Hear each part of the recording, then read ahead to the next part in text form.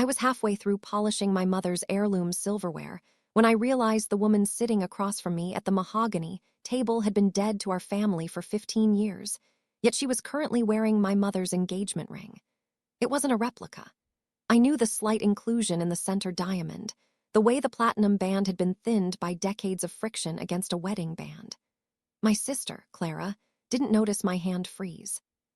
She just kept sipping her Earl Grey, her eyes tracking the dust motes dancing in the afternoon light of our childhood home, acting as if she hadn't walked out on us the night our father's heart gave out. The silence in the dining room was heavy, the kind that tastes like copper and old grievances. I looked down at the dessert spoon in my hand. It was dull, coated in the gray film of oxidation. That's what we were now, tarnished. "It's a beautiful house, Elena," Clara said softly. Her voice hadn't changed. It still had that airy, effortless quality that used to make me feel like a heavy, clumsy shadow. "You've kept it exactly the same, even the smell, lavender and floor wax." "I didn't keep it this way for aesthetics, Clara," I replied, my voice coming out tighter than I intended. I went back to the spoon, rubbing the cloth against the metal with enough force to make my thumb ache. "I kept it this way because Mom couldn't handle change after you left. Every time a chair was moved, she thought you wouldn't recognize the place if you decided to come home." Clara flinched, a small, satisfying twitch of her perfectly shaped eyebrows.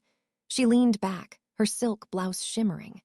She looked like a woman who had spent the last decade in air-conditioned rooms, far away from the grid of hospice beds and mounting property taxes. I, on the other hand, felt every one of my 42 years in my lower back and the dry skin of my cuticles. "I know you're angry," she whispered. "You have every right to be, but Mom called me before the end. She asked me to come." The cloth slipped from my fingers. I looked up, staring at the ring on her finger.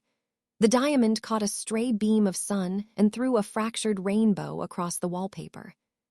"Mom hadn't spoken a coherent word in 3 months, Clara. She didn't call anyone. I was the one holding the phone. I was the one changing her linens.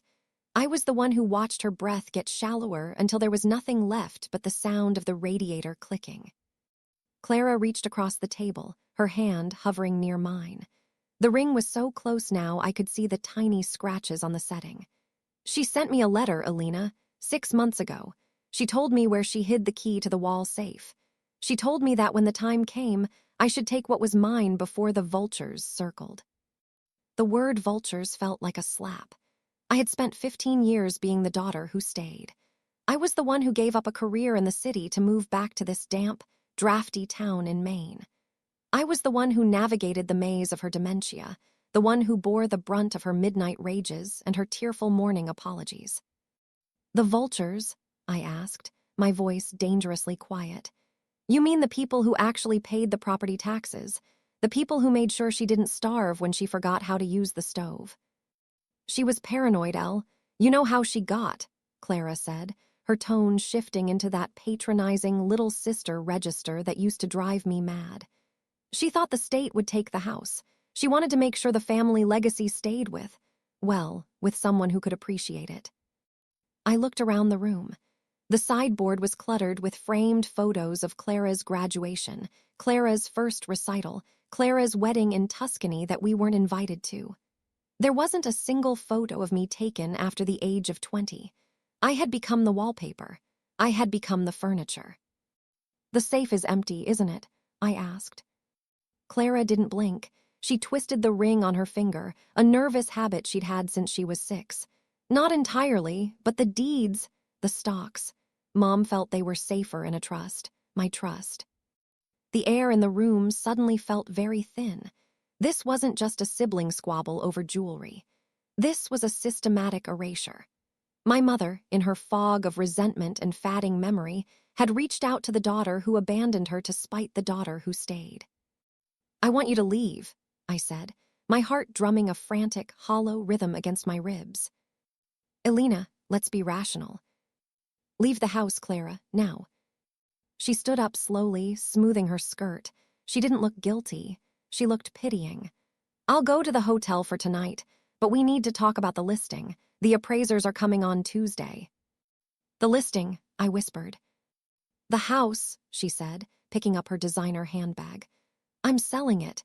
It's too much for you to maintain alone, and frankly, the equity is wasted sitting here. Don't worry, I'll make sure you have enough for a very nice apartment in town." She walked toward the hallway, her heels clicking sharply on the hardwood I had hand-waxed every month for a decade. As she reached the door, she paused, looking back at me over her shoulder. "By the way," she said, her voice dropping to a conspiratorial murmur, "Mom mentioned in the letter that you'd probably try to hide the silver. I'm glad to see you've been keeping it polished for the new owners." The front door clicked shut.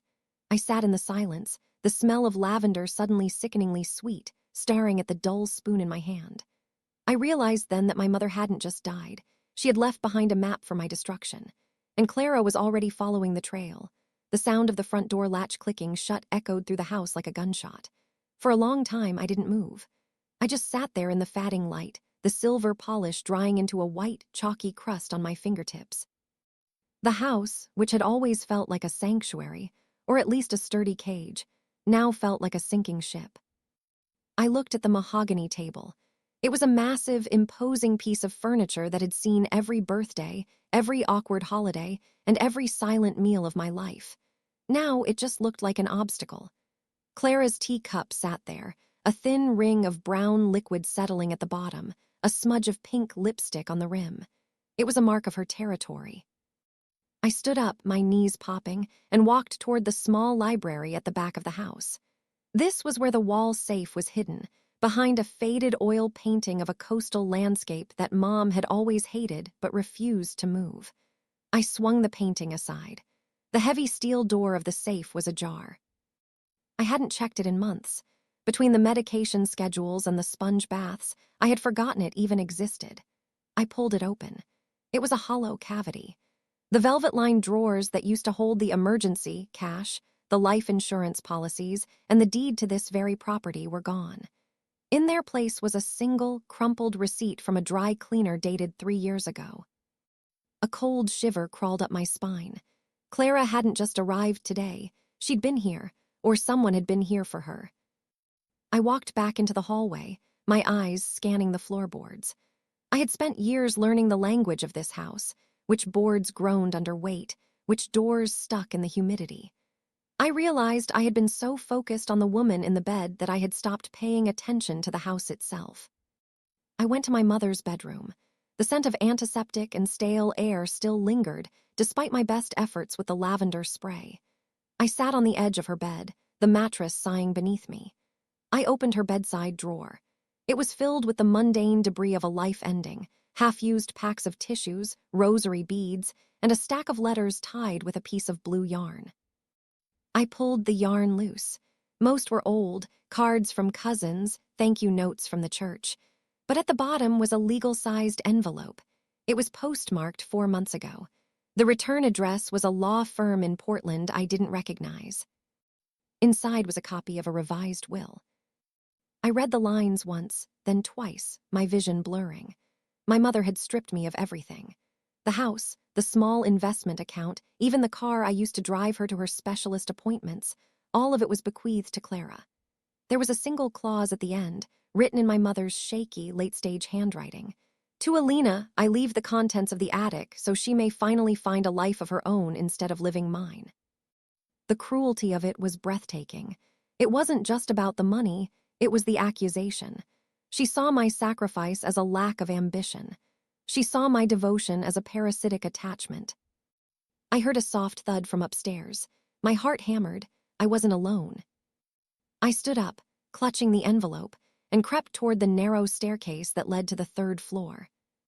"Clara," I called out, my voice trembling. No answer, just the wind whistling through the old eaves. I climbed the stairs, the air getting colder and dustier with every step. The attic door was heavy oak, swollen in its frame. I pushed it open with my shoulder. The room was a graveyard of our family's past. Old trunks, moth-eaten coats, boxes of school projects I'd long forgotten. In the center of the room, under a single hanging light bulb, stood a tall, narrow cabinet I'd never seen before. It was draped in a gray sheet. I walked over and pulled the cloth away. It was a beautiful, antique filing cabinet made of dark cherry wood. It was locked, but sitting on top of it was a small brass key with a note attached. For the daughter who kept the secrets. I frowned. That didn't sound like Mom. Mom didn't deal in mystery. She dealt in blunt force trauma. I turned the key in the lock. The drawer slid open with a buttery smoothness that felt out of place in this dusty tomb. Inside were folders meticulously organized, not by date but by name.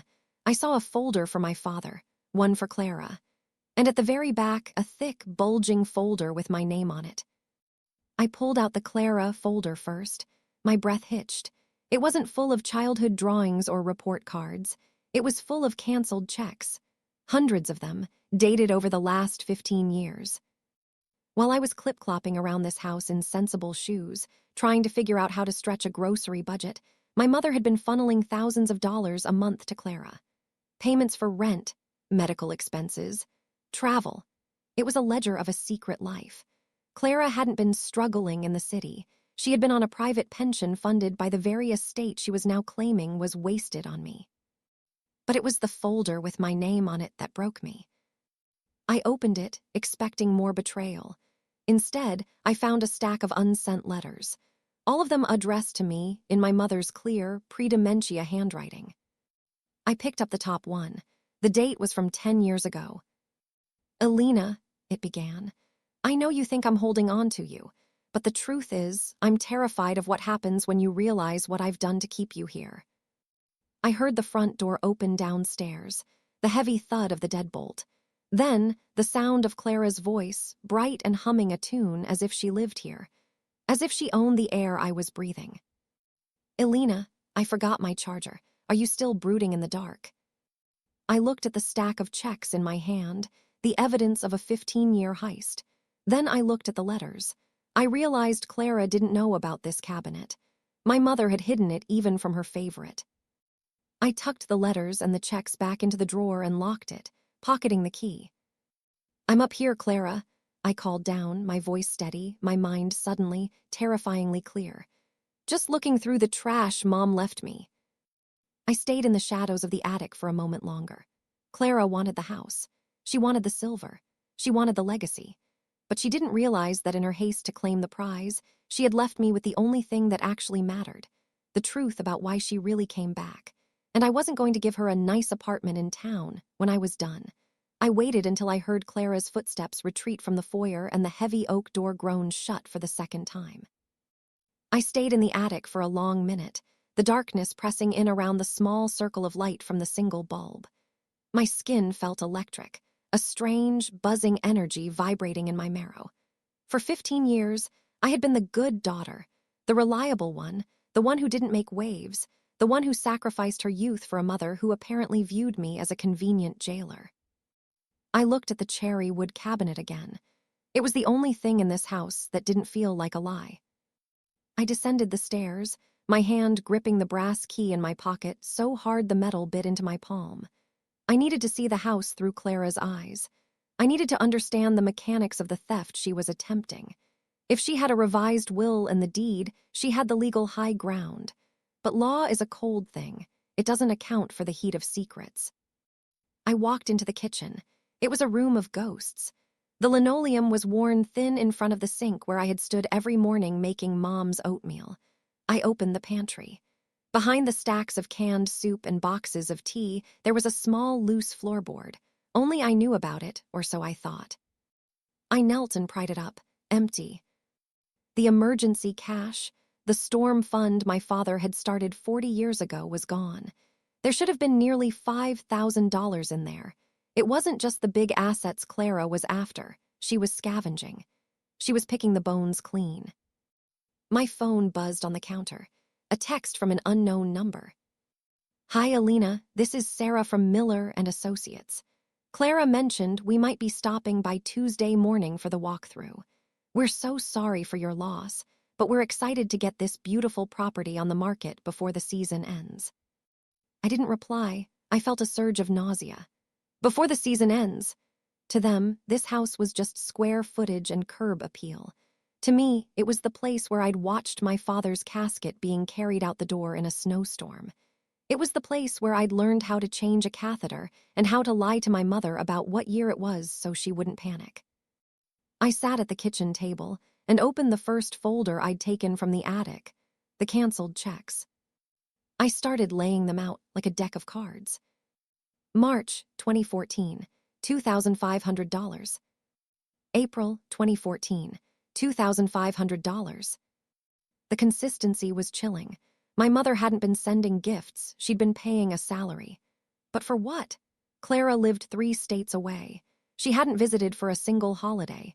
She hadn't even called on Mom's birthdays. I was always the one making excuses, telling Mom that the reception must be bad in the city. I looked closer at the memo lines on the checks. They weren't blank. For silence. For the agreement. For keeping the peace. My breath hitched. My mother wasn't buying Clara's love, she was buying her absence. Or perhaps she was buying her discretion. I went back to the attic letters, the ones addressed to me. I picked one from 5 years ago. My fingers trembled as I unfolded the yellowed paper. Elena, it read, today you looked at me with such pity while you cleaned the soup I spilled. I wanted to tell you then. I wanted to tell you that the reason your father died alone in that hallway wasn't because his heart failed. It was because he found out about the debt. He found out what Clara did to the retirement account, and he couldn't carry the weight of it. I let you believe it was an accident. I let you believe we were broke because of bad investments. I did it to protect you from hatting her. But now, I realize I've only succeeded in making you a prisoner to a ghost. I dropped the letter. The room seemed to tilt. My father's sudden heart attack. The way my mother had insisted on a closed casket. The way she had spent the last decade complaining about our shrunken inheritance while secretly funneling what was left to the very person who had drained the well in the first place. Clara hadn't just stolen the future, she had stolen the past. She had let me live in a manufactured reality where I was the struggling martyr and she was the successful, distant sister. In reality, she was a predator who had been subsidized by my mother's guilt for 15 years. And now, she wanted the house to finish the job. I heard a car pull into the driveway. The headlights swept across the kitchen curtains, momentarily illuminating the stacks of canceled checks on the table. I didn't panic. I didn't scramble to hide them. I stood up, smoothed my apron, and walked to the back door. I watched through the glass as Clara stepped out of her rented SUV. She was on the phone, laughing, her head tossed back. She looked radiant. She looked like a woman who didn't have a care in the world. She didn't see me watching from the darkened kitchen. She didn't know that the wallpaper had started to peel, and that underneath, the foundation was made of something much harder than she expected. I realized then that Clara didn't just want the money. She wanted to erase the evidence of what she'd done. Selling the house wasn't about equity, it was about burning the crime scene. As she reached for the door handle, I stepped back into the shadows. I wasn't going to confront her yet, not while she had the legal deeds and the momentum. I needed to see just how far she was willing to go. Elena, she called out as she stepped inside, the smell of her expensive perfume clashing with the scent of my mother's house. I brought some takeout. I figured you haven't eaten a real meal in days. Let's be sisters tonight, okay? No talk of lawyers. I walked into the hallway, a small, tight smile on my face. That sounds lovely, Clara, truly. I'll go get the good plates. The silver plates. The ones I had spent the afternoon polishing. The ones that belonged to a family that didn't exist anymore. The good plates were heavy, cream-colored porcelain with a delicate gold rim that had begun to flake off at the edges. As I set them down on the mahogany table, they made a sharp, clattering sound that seemed to grate on Clara's nerves. She was busy unpacking expensive Thai food from brown paper bags, the smell of ginger and peanut sauce filling the room, masking the scent of floor wax. You always did like these plates, Clara remarked, not looking up.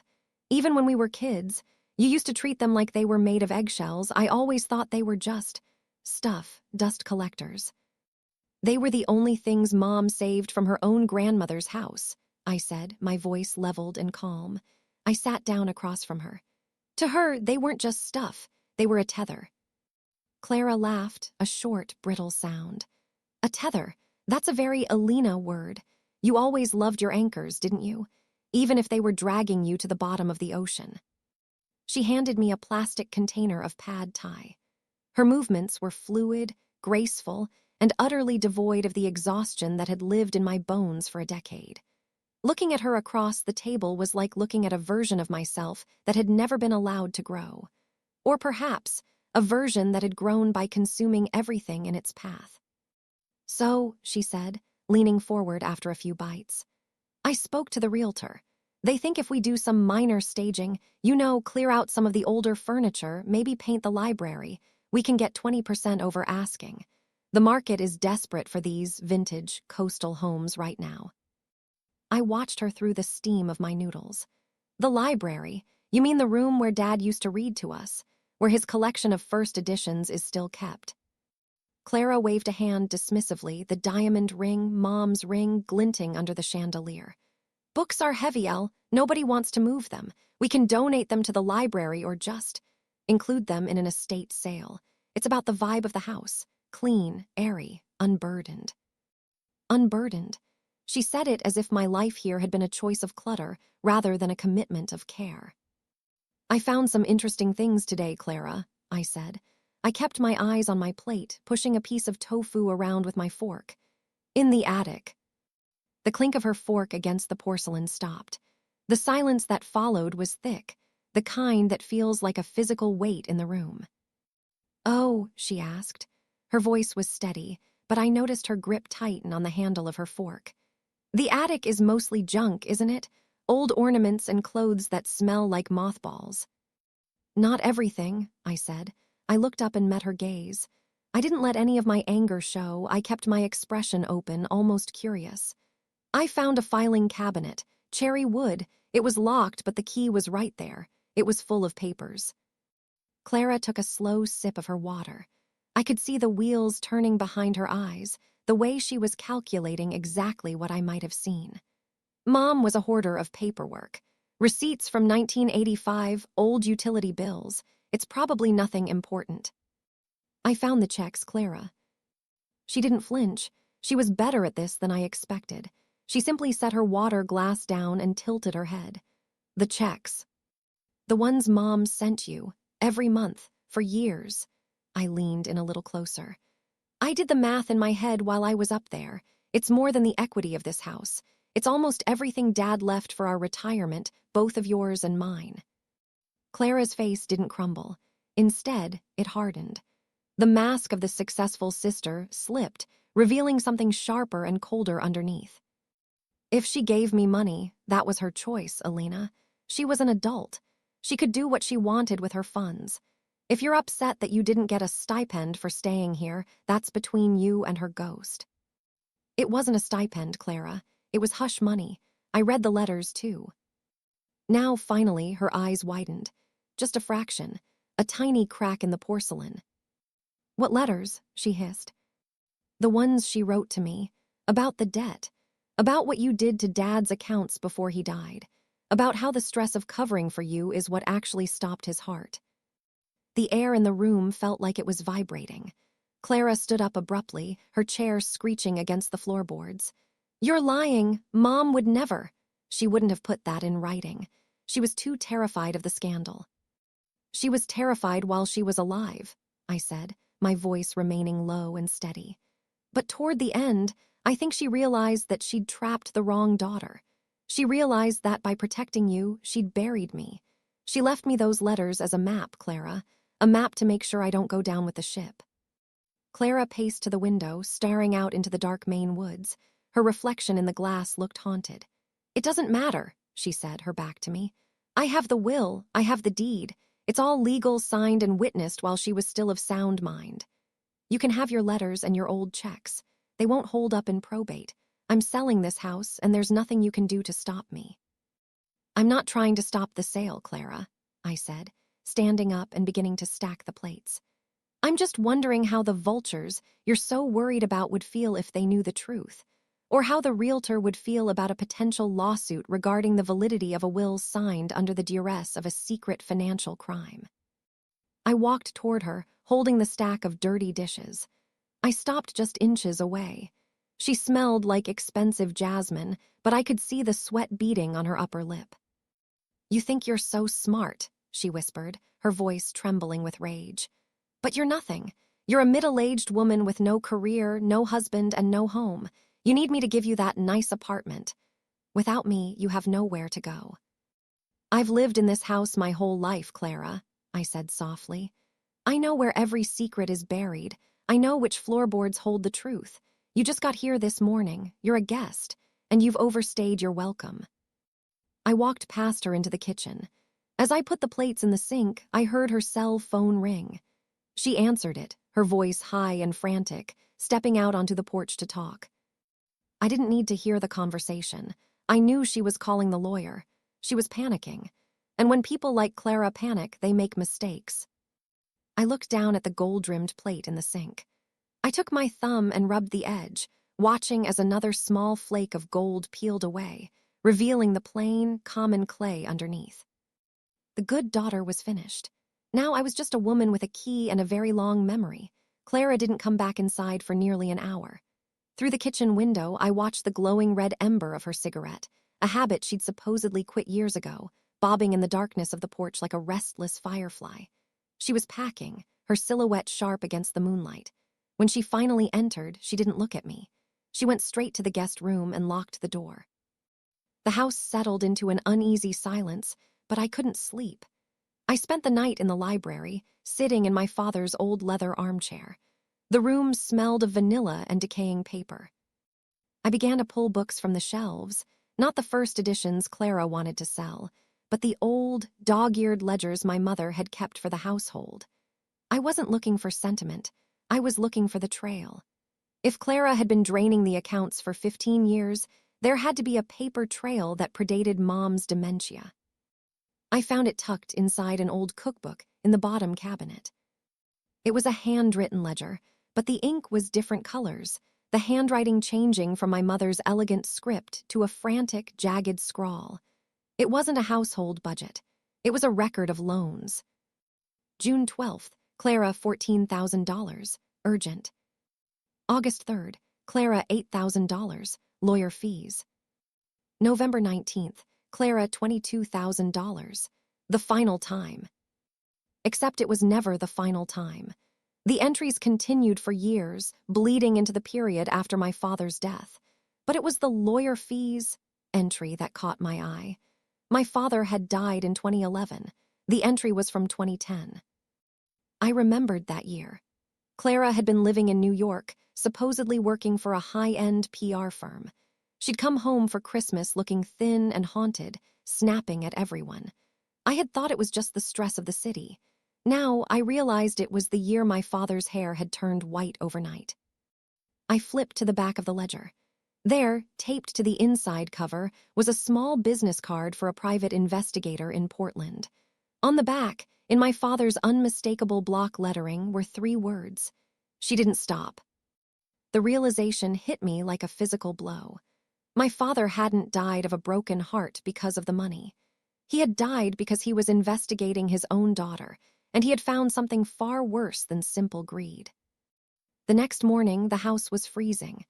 I had turned the thermostat down, a petty reflex of someone who had spent a decade worrying about utility bills. I was in the kitchen making coffee when Clara emerged. She looked impeccable, makeup applied, hair smoothed back, but her eyes were bloodshot. "I called the lawyer," she said, leaning against the counter. She didn't offer a greeting. "The will is ironclad, Elena. It was signed, notarized, and filed long before Mom was diagnosed. Your letters are just the ramblings of a sick woman trying to stir up drama from the grave. They won't hold up in court." "I'm not going to court, Clara," I said, pouring a cup of coffee and pushing it toward her. "That's far too expensive and public, and we both know how much you hate being the subject of town gossip." She took the coffee, her fingers trembling slightly. "Then what do you want? Money? Is that what this is? You want to pay off to go away quietly?" "I want to know what happened in 2010, I said. The color drained from her face so quickly it was as if a plug had been pulled. She set the mug down with a sharp clack. "I don't know what you're talking about." "Dad hired a private investigator, Clara. I found the card. I found the ledger. He knew about the lawyer fees. He knew you didn't just spend the money on clothes and rent. You were in trouble, real trouble. Clara laughed, but it was a thin, hysterical sound. Dad was paranoid. He always thought everyone was out to get him. He was a small-town man who couldn't handle a daughter with a real life. A real life that required Mom to sell her jewelry. A real life that led to Dad having a massive coronary at 59 while looking at a pie report. I stepped closer to her, my voice dropping to a whisper. What did he find, Clara? Was it embezzlement? Was it worse? Stop it, she hissed. You're inventing a ghost story because you're jealous that I got out and you didn't. I'm not inventing anything. I'm just reading the archives. I picked up the pies card from the counter and held it between two fingers. I wonder if Mr. Henderson is still in business. I wonder if he keeps his old files. After all, if the will is so ironclad, you shouldn't mind me doing a little bit of historical research before the house is sold. Clara reached for the card, her movements frantic, but I stepped back, tucking it into my pocket. The appraisers will be here in 2 hours, Elena, she said, her voice shaking with a mix of fury and fear. Be dressed, be polite, and for God's sake, keep your mouth shut. If you blow this sale, I will make sure you end up with nothing, not even the trash in the attic. She stormed out of the kitchen, and a moment later, I heard her bedroom door slam. I didn't feel intimidated. For the first time in 15 years, I felt powerful. I wasn't just the woman who cleaned the silver, I was the one who knew where the rust was hiding. I looked at the clock. 2 hours until the appraisers arrived. 2 hours until the vultures started circling the carcass of my home. I went to the phone in the hallway, the old rotary style that Mom had refused to replace. I dialed the number on the back of the card. My heart was pounding, but my hand was steady. Hello, a gravelly voice answered after 4 rings. Henderson Investigations. Mr. Henderson, I said, my voice clear and cold. My name is Elena Vance. You did some work for my father, Thomas, back in 2010. I'm looking for a report he never got the chance to read. There was a long pause on the other end of the line, the sound of a heavy sigh, then the ruffling of paper. I remember your father, Ms. Vance, the man said. He was a good man. He was also a very broken one by the time we finished. I've been wondering if one of you would ever call. I kept the file in the dead drawer. I figured someone ought to know the truth eventually. Can you send it? I asked. I can't email it. It's all hard copy. But I'm heading up your way for a job in Camden this afternoon. I could drop it off. But let me give you a piece of advice, Elena. Some things are buried for a reason. Once you open this, you can't go back to just being sisters. We stopped being sisters a long time ago, I said. Now, we're just 2 people fighting over a grave. I hung up the phone and looked up to see Clara standing at the top of the stairs, her face a mask of cold, calculated loathing. She had heard me. You just made a very big mistake, Elle, she said quietly. She didn't look scared anymore. She looked dangerous. And for the first time, I realized that the vulture wasn't just a metaphor. She was ready to tear the heart out of anyone who stood in her way, even me. The 2 hours leading up to the appraisal were the longest of my life. Clara didn't scream. She didn't even argue. She simply moved through the house with a terrifying, clinical efficiency, removing personal items, our childhood trophies, the handmade quilts, the jars of preserved peaches I'd put up last summer, and shoving them into the back of the hallway closet. She was sanitizing the history, preparing to present a blank slate to the world. It's called depersonalizing, Elena, she said, her voice sounding like a recorded message. She was wiping down the mantelpiece with a microfiber cloth. Buyers need to see their own lives here, not ours. Our life is the only reason this house is still standing, I countered, leaning against the doorframe of the living room. If I hadn't replaced the roof in 18 or dealt with the mold in the basement, you'd be selling a ruin. She stopped polishing and looked at me, her eyes flat. And I'm sure you'll include a line item for your labor in the final settlement. Now, go put on something that doesn't smell like bleach. The Miller team is 5 minutes out. When the appraisers arrived, they were exactly what I expected. Two young women in sharp blazers and a man with a laser measuring tool who looked at our crown molding as if it were an interesting specimen of a dying species. They moved through the rooms like a whirlwind, talking in hushed tones about open floor plans and modernizing the footprint. Clara was the perfect hostess. She floated beside them, pointing out the original charm while subtly suggesting that the kitchen, my kitchen, where I had spent thousands of hours, was a charming fixer-upper opportunity. I followed at a distance, a ghost in my own home. I watched the man with the laser measure the library. He stood exactly where my father used to sit. The red dot of his laser danced across the spines of the books I had spent the previous night searching through. "Beautiful built-ins," the man noted, tapping the cherry wood. "You don't see craftsmanship like this anymore." "My father built them," I said, my voice cutting through the professional chatter. The man looked at me, surprised. Clara's smile didn't falter, but I saw the muscles in her jaw tighten. "They're lovely," she said quickly, guiding him toward the window. "But we're thinking of painting them white, to brighten the space. It feels a bit heavy in here, don't you think?" "White," I whispered. "You'd paint over the wood he hand-turned for 6 months." Clara ignored me. She led them toward the back stairs. "And wait until you see the master suite. It has incredible light." As they moved upstairs, I stayed behind. I felt a sudden, sharp need to be outside. I walked onto the back porch, the cold Maine air biting through my thin sweater. I looked toward the end of the long, gravel driveway. A beat-up black sedan was idling near the mailbox. My heart skipped. "Mr. Henderson." I didn't look back at the house. I walked down the steps, my shoes crunching on the frost-hardened ground. The sedan's window rolled down as I approached. The man inside was older than I expected, with skin like crinkled parchment and eyes that looked like they had seen too many ugly things. "Ms. Vance?" he asked. "Yes." He reached into the passenger seat and produced a thick, manila envelope. It was tied with a string and looked like it had been sitting in a damp basement for years. "I shouldn't be doing this," he said, his voice a low, gravelly rumble.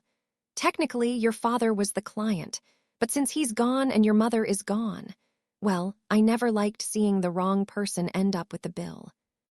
I reached out and took the envelope. It felt surprisingly heavy. "One thing, Elena," Henderson said, his hand lingering on the paper for a second. "Your father didn't just die of a heart attack. He died of a heart attack while he was holding the phone, trying to call the district attorney. He was going to turn her in. He'd realized that if he didn't, he was just as guilty as she was." "Turn her in for what?" Henderson just shook his head.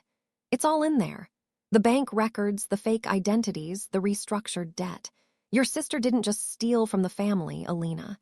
She ran a systematic fraud using your father's name as a shield. If he hadn't died when he did, she'd have been in a jumpsuit before the year was out." The car shifted into gear. "Good luck," he said. "You're going to need it. People like Clara don't just walk away when they're cornered. They burn the forest down behind them." He drove away, leaving me standing in the cold with the weight of my sister's crimes in my hands. I looked back at the house. Through the upstairs window, I could see Clara pointing at the ceiling, her face animated and bright as she charmed the appraisers. She looked so innocent, so successful. I tucked the envelope under my arm and walked back toward the porch. I didn't go in through the front door. I went to the cellar entrance. I descended into the dark, damp belly of the house. I sat on an old wooden crate next to the furnace, the rhythmic thump hiss of the heater the only sound in the gloom. I pulled the string on the envelope and began to read. As I turned the pages, the magnitude of the betrayal began to take shape. It wasn't just the money, it was the how. Clara had opened lines of credit in my father's name while he was still alive, using his impeccable credit score to fund a lifestyle of high-stakes investment and luxury she couldn't afford. But when the investment soured, she didn't stop. She began forging his signature on documents to transfer the ownership of their smaller rental properties, the ones that were supposed to be my inheritance, into a shell company she controlled. My father had discovered it when he tried to take out a small loan for a new roof, and found out he was nearly $3 million in debt. I reached the final page of the report. It was a copy of a letter my father had started to write. It was addressed to the local police chief, a man he'd known for 30 years. "I cannot protect her anymore," it began. "The cost of my daughter's freedom is my other daughter's future. I won't let Elena pay for Clara's sins." The letter ended there. The ink trailed off in a long, jagged line down the page, the exact moment his heart had given out. I sat in the dark, the cold of the cellar floor seeping into my bones. I realized that my mother hadn't been protecting me by staying silent. She had been protecting the family name at the cost of my life. She had let me be the sacrifice so the world would never know the Vances were a family of thieves. I heard the heavy footsteps of the appraisers above me, the sound of them leaving. Then, the front door closed. "Elena," Clara's voice echoed down the cellar stairs, sharp and impatient. "Are you down there? What are you doing in the dark? They're gone. We need to talk about the timeline." I stood up, clutching the envelope to my chest. I felt a strange, icy calm. The good daughter had died years ago, and the woman who replaced her was finally ready to stop paying the bill. "I'm coming up, Clara," I said, my voice echoing in the hollow space of the cellar. "And trust me, we're going to talk about a lot more than the timeline."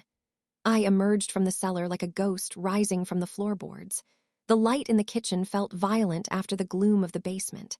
Clara was standing at the island, tapping away at her phone, her face illuminated by the clinical blue glow of the screen. She didn't look up as I entered, but her nostrils flared, catching the scent of damp earth and old paper that clung to my clothes. "You look like you've been burying a body," she said, her voice dry. "I told you to be presentable. The Miller team asked why you were lurking in the shadows. I had to tell them you were overcome with grief." I walked over to the table and laid the manila envelope down on the polished mahogany. I didn't say a word. I just stood there, watching her. Clara glanced at the envelope. She saw the Henderson Investigations stamp, and for a second the mask finally shattered. Her phone slipped from her hand, clattering onto the counter. The poise, the New York sophistication, the predatory grace, it all evaporated, leaving behind a woman who looked suddenly, jarringly small. "Where did you get that?" she whispered. "Dad's ghost sent it," I said. "He wanted to make sure I understood the real reason the roof was leaking and why there was no money for Mom's specialist. He wanted me to know that every time I skipped a meal to save for her meds, I was actually paying off the interest on your urgent life." Clara reached for the envelope, but I slammed my hand down on it. "Don't," I warned. "I've already read it. I've seen the forgeries, Clara. I've seen the shell company. CV Holdings. Real creative. You used Dad's name to sign for the debt that killed him. You didn't just drain the accounts, you turned him into a criminal in the eyes of the law." Clara's eyes darted toward the door, then back to me. Her breathing became shallow. "You don't understand the pressure I was under. I was trying to build something. I was going to pay it all back. If he hadn't. If his heart hadn't been so weak, he would have seen the return on that investment. He saw enough, Clara. He saw the daughter he loved turn into a thief. He was on the phone with the police when he died. Did you know that?" She flinched as if I'd struck her. "He wouldn't have done it. He loved me." "He loved me too," I said, my voice cracking for the first time. "But you didn't care about that. You let Mom spend 15 years blaming me for the bad investments. You let her treat me like a burden while you were the one who had already eaten the house from the inside out." Clara straightened her back, a desperate kind of arrogance returning to her features. "It doesn't matter, Elena. None of it matters. The pie is old, the records are over a decade old, and the statute of limitations on most of this has probably passed. What's left is the will. The house is mine. The assets are mine. You can cry over these papers all you want, but by Friday, this house will be on the market and you'll be an intruder." "The statute of limitations for fraud might have passed, Clara," I said, leaning in until I could see the tiny, frantic pulses in her neck. "But the statute of limitations on public shame hasn't, and I'm not talking about town gossip anymore." I opened the envelope and pulled out the last page, the unfinished letter to the police chief. "If I take this to the local paper, or the bank that's currently processing your clean deed, the sale stops. The investigation into the estate begins. Every penny you've funneled out of here over the last 15 years becomes a lead for the IRS. You think you're walking away with a windfall? You'll be lucky if you walk away with a suitcase. Clara's face turned a mottled, ugly red. You wouldn't. You'd destroy the family name. You'd destroy Mom's memory. She spent her life making sure no one knew. Mom's memory is a lie, I said, and the family name is already ruined. I'm just the only one who realized the house was on fire while you were busy trying to sell the smoke. The silence that followed was suffocating. I could hear the clock ticking in the hallway, the same rhythmic beat that had measured out the years of my quiet, lonely service. Clara looked at the silver spoon I had left on the table from the day before. She picked it up, her knuckles white. "What do you want?" she spat. "You didn't show me this just to gloat. You want a deal. You've always been the sensible one, haven't you, Elena? So what's the price for your silence?" "I don't want a deal, Clara. I want a confession." "A confession? To who? To you?" "To everyone," I said. "I want you to sign a document admitting to the misappropriation of Dad's funds. I want a full accounting of every check Mom sent you. And then I want you to sign over your interest in this house to me for $0. Clara let out a sharp, jagged laugh. "You're insane. You think I'm going to give you millions of dollars in equity because of some old papers? I think you're going to give me the house, because if you don't, I'm calling the Miller team right now and telling them that the woman they're representing is currently under suspicion of elder financial abuse." I picked up the phone. My finger hovered over the keypad. "Elena, wait," she said, her voice finally losing its edge, crumbling into a plea. Let's talk about this like sisters." "We aren't sisters," I said, staring her down. "We're just two people in a house. One of us stayed to keep it alive, and the other came back to pick the pockets of a corpse. Now, sign the paper or I make the call." I held out the pen. It was our father's pen, the heavy, silver one he used to sign our report cards. Clara stared at the pen as if it were a venomous snake. She looked at the kitchen, the hallway, the legacy she thought she'd finally secured. She knew I wasn't bluffing. She knew that for the first time in my life, I didn't care about being the good daughter. I only cared about being the last one standing. Slowly, her hand reached out, but as her fingers touched the silver casing, she didn't grab the pen. She grabbed my wrist, her nails digging into my skin with a sudden, vicious strength. "You think you've won," she hissed, her face inches from mine. "But you've lived in this cage so long you don't realize the door has been open the whole time. You want this house? Fine, take it. Take the rot and the bills and the ghosts, but I'm not leaving empty-handed." She shoved my arm back and turned toward the stairs, her movements frantic. "Clara, where are you going?" She didn't answer. I heard her boots thumping up the stairs toward the attic. She wasn't going for her bags. She was going for the one thing she knew I actually valued, the only thing left that wasn't for sale. I scrambled after her, my heart hammering against my ribs like a trapped bird. The stairs seemed steeper than they had 5 minutes ago, the air growing colder as I ascended. By the time I reached the attic, the door was already standing wide. The single light bulb was swaying, casting long, frantic shadows against the rafters. Clara was standing by the cherry wood cabinet. She wasn't trying to open it anymore. She had a heavy iron fire poker in her hand, the one from the library fireplace, and she was swinging it with a primal, focused rage. The sound of splintering wood filled the cramped space. Crack, crack. The beautiful cherry finish, the drawers that held my father's truth and my mother's apologies, were being reduced to kindling. "Clara, stop," I screamed, lunging forward. She spun around, the poker held out like a weapon. Her hair had come loose from its perfect bun, and her eyes were wide, glittering with a manic, cornered light. She looked like a stranger. "You want the truth, Elena," she panted, her chest heaving. "You want to live in the past? Fine. Let's see how much you love it when it's in pieces. You think these letters make you special. You think Mom loved you because she wrote you some notes. She wrote them because she was guilty. She hated looking at you because you were a constant reminder of the life she forced you to waste." "She didn't force me," I said, my voice trembling. "I chose to stay." "You chose to be a martyr," Clara shrieked. "And you want me to pay for that. You want to take my future to compensate for your lack of one. No, if I'm going down, I'm taking the treasure with me." She turned back to the cabinet and delivered a final, crushing blow to the top drawer. The lock snapped, and the drawer spilled open, sending folders and loose papers fluttering across the dusty floor like dying birds. I watched as she reached into her pocket and pulled out a silver lighter, the one she'd been using on the porch. "Don't," I whispered. "Clara, the house, the whole place is dry timber, you'll burn everything." "Maybe that's what this family needs," she said, her voice dropping to a terrifyingly calm whisper. "A clean slate, no more silver, no more ledgers, no more Elena acting like a saint in a house of thieves." She flicked the lighter. A small, steady flame appeared. She held it toward the edge of the papers, the canceled checks, the letters, the evidence of her life's work of deception.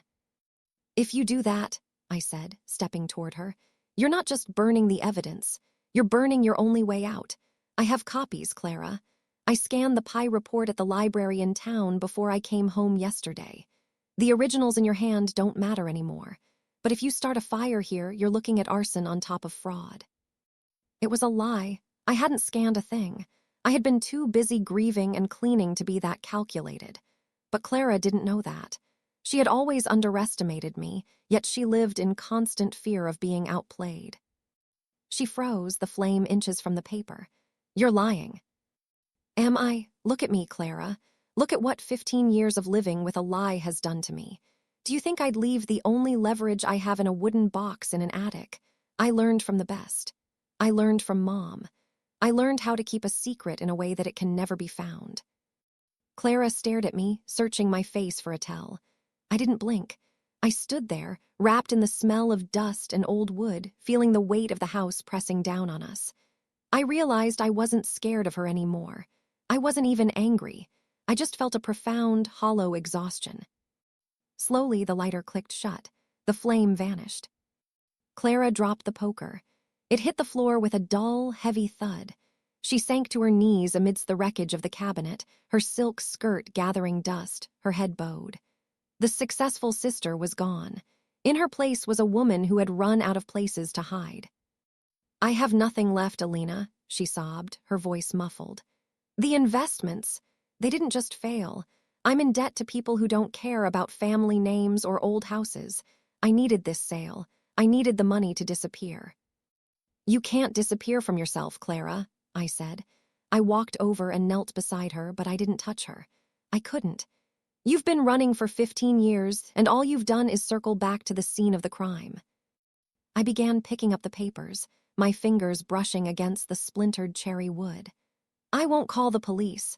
I won't send the report to the papers. Not because I want to protect you, but because I'm tired of being the one who carries the weight of your disasters." She looked up, her face streaked with tears and mascara.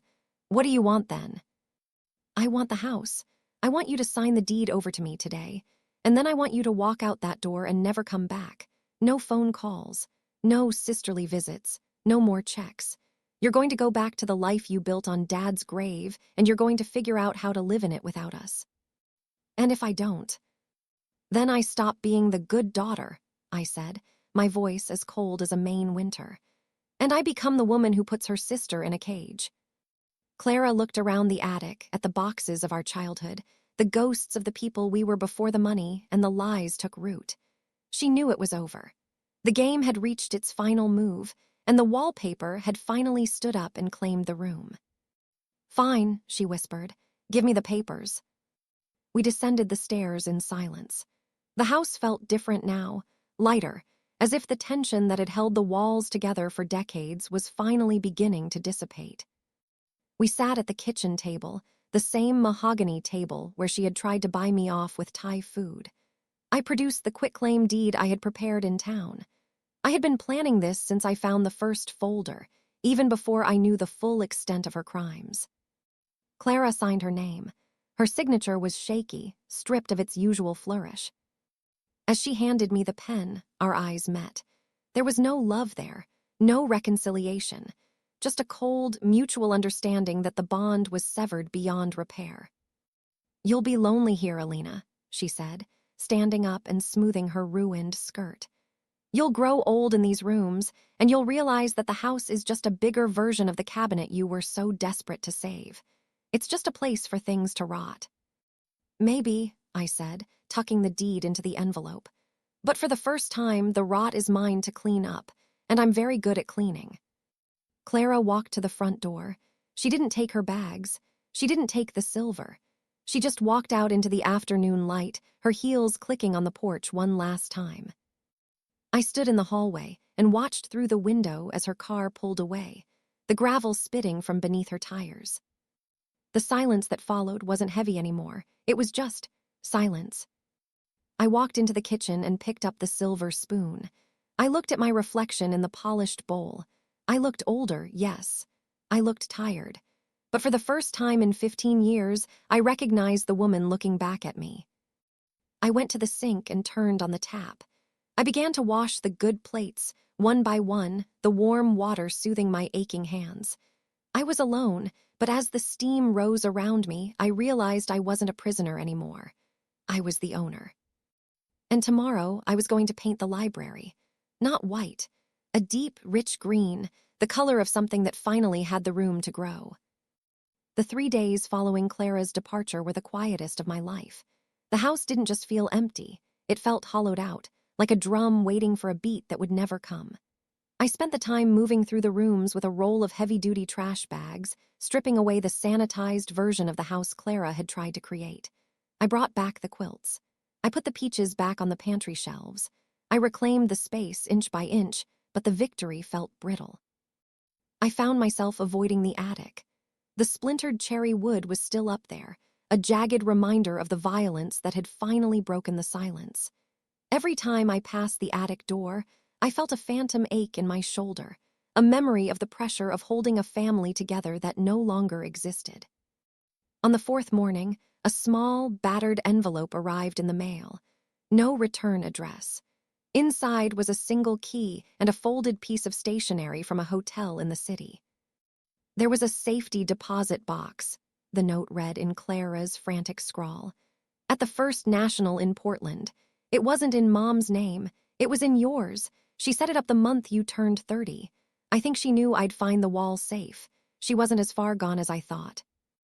I stared at the key. It was a standard bank key, cold and heavy. My mother had set up a box in my name 12 years ago. That was the year I had almost left. I'd had a job offer in Boston, a chance to work in a small gallery. I'd told Mom over dinner, and she had cried, not with sadness, but with a terrifying, silent despair that had made me unpack my bags that same night. I had always thought she'd manipulated me with her weakness. Now, looking at the key, I wondered if she had been trying to give me a parachute while her hands were tied by the debt she was paying for Clara. I drove to Portland in a daze. The bank was an old, neoclassical building with marble floors that echoed like a cathedral. When I presented my ID and the key, the clerk didn't hesitate. She led me into the vault, a room of stainless steel and muffled air. She pulled out a long, narrow box and left me alone in a private viewing booth. I opened the lid. I expected more checks, more ledgers, more evidence of the slow-motion car crash that was our family. Instead, I found a stack of photos. They weren't the perfect photos from the sideboard. They were candid shots. Me at 10, covered in flour in the kitchen. Me at 16, sleeping in the hammock with a book over my face. Me at 25, looking exhausted after a double shift, but smiling at my father. Underneath the photos was a small velvet jeweler's box. I opened it. Inside wasn't a diamond. It was a simple, elegant watch, a man's watch. My father's Patek Philippe, the one he'd supposedly lost a year before he died.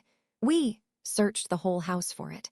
Mom had told me he must have misplaced it at the club or left it on a bench. There was a note tucked under the watch band. For Elena, the only one who ever truly understood the value of time. I told her I lost it because I couldn't let her sell it to pay for another emergency. Keep this. If you ever need to leave, this is your ticket. I'm sorry I was too cowardly to give it to you while I was breathing. I sat in the sterile light of the bank booth and wept. I didn't weep for the money or the watch. I wept for the man who had lived in a house of secrets and tried to build a secret of his own just to save me. He hadn't just died. He had been a prisoner, just like me. He'd spent his final year hiding his own belongings from his wife and daughter, terrified that the family's survival would require the total consumption of his soul. I realized then that the good daughter wasn't a role I had been cast in. It was a cage we had all built together, wire by wire, until we couldn't see the sky anymore. I drove back to the house as the sun began to dip below the pines, casting long, bruised shadows across the road. As I pulled into the driveway, I saw a figure standing near the edge of the woods, by the old stone wall of the garden. My heart stopped. For a second, I thought Clara had come back. I got out of the car, clutching my father's watch in my pocket, but as I walked closer, I realized it wasn't Clara. It was a neighbor, Mrs. Gable, who had lived in the house across the road for 50 years. She was holding a small bundle of dried herbs. "I saw the car leave," she said softly, her voice like dry leaves. "The fancy one. I figured it was safe to come over." "She's gone, Mrs. Gable," I said, my voice sounding foreign to my own ears. "She won't be coming back." The old woman nodded, her eyes scanning the facade of the house. "Your mother was a proud woman, Elena, too proud. She used to come over and sit on my porch when the shouting got too loud. She'd say, 'My Elena is the spine of that house. Without her, the roof would just collapse into the cellar.'" I felt a lump form in my throat. She never said that to me. "She couldn't," Mrs. Gable said, stepping forward and pressing the herbs into my hand. "People like your mother. They don't know how to praise the thing they're leaning on. They just lean harder. But she knew. She knew what she was doing to you." She patted my arm and turned to walk back across the road. "Now that the weight is gone, dear, make sure you don't keep standing like you're still carrying it. It'll ruin your back." I watched her go, the smell of sage and rosemary filling the air. I looked at the house. It wasn't a shrine anymore. It was just wood and glass. I went inside and didn't turn on the lights. I walked through the rooms in the twilight, feeling the space. I reached the library and looked at the cherry wood shelves. I thought about the green paint I'd bought. I realized I didn't want to paint it green. I didn't want to modernize it or reclaim it. I wanted to leave. The thought was so sudden, so sharp, it felt like a physical sting. I had fought for this house. I had blackmailed my sister for it. I had sacrificed my youth for it. But as I stood in the silence, I realized that owning the scene of the crime wasn't the same thing as being free. I went to the kitchen and looked at the phone. I thought about calling a realtor, a different one, not the Miller team, someone who wouldn't care about vortexes or vibes. But then, I looked at the silver spoon on the table. If I sold the house, I'd be just like Clara. I'd be converting the family's pain into a bank balance. I picked up the spoon and walked out to the backyard, past the porch, past the garden, to the old well that had been capped off years ago. I stood over the heavy stone cover. I wasn't going to sell the house, and I wasn't going to live in it. I had one more thing to do before I could actually walk away. I needed to finish the excavation. I needed to find the one thing Clara had mentioned in the attic, the thing she said Mom was guilty about, not the checks, not the debt. The other life. I went back inside and headed for the cellar one last time. I didn't go to the furnace. I went to the far corner, behind the stacks of old newspapers, to the small, crawlspace-sized door that led under the porch. My father had spent a lot of time down here in the months before his death. I'd thought he was just fixing the foundation. But as I pulled away the newspapers, I saw a fresh patch of concrete. It was small, no bigger than a shoebox. And carved into the wet cement before it dried were 3 letters, LMV. Those weren't my father's initials. They weren't mine, and they weren't Clara's. I sat back on my heels, the cold of the cellar floor biting into my skin. I realized that the story I'd been told about my family, the one about the 2 sisters and the grieving widow, was only half the truth. There was a 3rd sister, or there should have been. And she was the reason the debt had started in the first place. The concrete was cold and surprisingly brittle under the edge of the crowbar. I worked in the dim light of a clip-on work lamp, the rhythmic scritch-scratch of metal against stone the only sound in the belly of the house. My breath came in shallow plumes of white mist. I wasn't afraid. For the first time in my life, I felt an eerie, surgical detachment. I was simply a woman finishing a job that had been left half done. The patch of concrete gave way, crumbling into gray dust. Beneath it sat a small, airtight ammunition box, the heavy metal kind my father used to store his hunting supplies. I pulled it out and sat on the dirt floor, my back against a foundation beam. I didn't hesitate. I flipped the metal latches. Inside was a bundle of hospital records from a private clinic in Vermont, dated 38 years ago, and a birth certificate, Lily Marie Vance, born 2 years after me and 1 year before Clara. I felt a strange, hollow ringing in my ears. I remembered a summer when I was 5, the summer of the long nap, as I'd called it. Mom had stayed in her room for months. Dad had told me she was resting her heart. I remembered the hushed voices, the way the house felt like it was holding its breath. Then one day she was back, thinner and paler, and we never spoke of that summer again. I flipped through the records. Lily hadn't died. She had been born with severe cognitive and physical complications, the kind that, in our small, prestigious town in the 80s, my mother viewed as a stain on the Vance perfection. The debt hadn't started with Clara's greed. It had started with Lily's care. My mother had spent 3 decades paying a private facility to keep her middle daughter a secret. She had erased a human being from our history to maintain a facade of a perfect family. And when Clara found out as a teenager, she hadn't felt pity. She had felt leverage. Clara hadn't been borrowing money for investments. She had been blackmailing our mother for the price of her silence about Lily. Every check, every urgent loan, was the cost of keeping Lily Marie Vance in the shadows. My mother had been a prisoner of her own shame, and Clara had been her jailer. I looked at the final document in the box. It was a letter from the facility, dated only a month ago. Lily had passed away in her sleep. The vultures Clara had been so worried about weren't creditors, they were the truth. With Lily gone, the secret had no more power. My mother had tried to give me the house in the end because she knew the blackmail was over. She had tried to settle the score, but she was too late to save our souls. I closed the box. I didn't feel rage.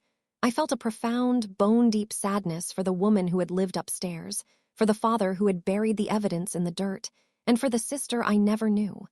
I thought about Clara, how she had twisted a tragedy into a career of theft. She wasn't just a predator. She was a symptom of a family that valued appearances over blood. I stood up, leaving the ammunition box on the cellar floor. I didn't need it. The truth was finally out of the earth and into the light. I walked upstairs and through the kitchen. I didn't pack a bag. I took my father's watch, the silver key to the deposit box, and the deed to the house. I walked out to the backyard, to the old well. I pulled the heavy stone cover back, the ancient hinges groaning. I looked down into the dark, cold water reflecting a single, pale star. I dropped the house key into the depths. Plink. Then I took the silver spoon, the last piece of the good silver, and dropped it too. The house belonged to me, but I would never live in it again. I would call an attorney from the city and have them turn the property over to a local land trust. Let the woods take it. Let the Maine winters scrub the walls clean. Let it become a sanctuary for birds and deer, things that don't know how to lie. I walked to my car. As I pulled out of the driveway, I didn't look in the rearview mirror. I didn't look at the library windows or the front porch. I looked at the road ahead, stretching out toward the coast, toward the unknown. For 15 years, I had been the daughter who stayed. I had been the guardian of the silver and the keeper of the ghosts. But as the silhouette of the house vanished into the tree line, I felt a weight lift from my shoulders that I hadn't even known I was carrying. I wasn't the good daughter anymore. I wasn't the martyr. I was just Elena, and for the first time in my 42 years, I had absolutely nowhere I had to be. The sun began to rise over the Atlantic, a thin, brilliant line of gold breaking the horizon. I rolled down the window, letting the salt air fill my lungs. It was cold and sharp and perfectly real. I reached into my pocket and touched the face of my father's watch. It was ticking, steady, quiet, and relentless. It was telling me that the past was over and the rest of my life was just beginning. I drove south, away from the tarnished silver and the secret graves. toward a world where I didn't have to be anything but free.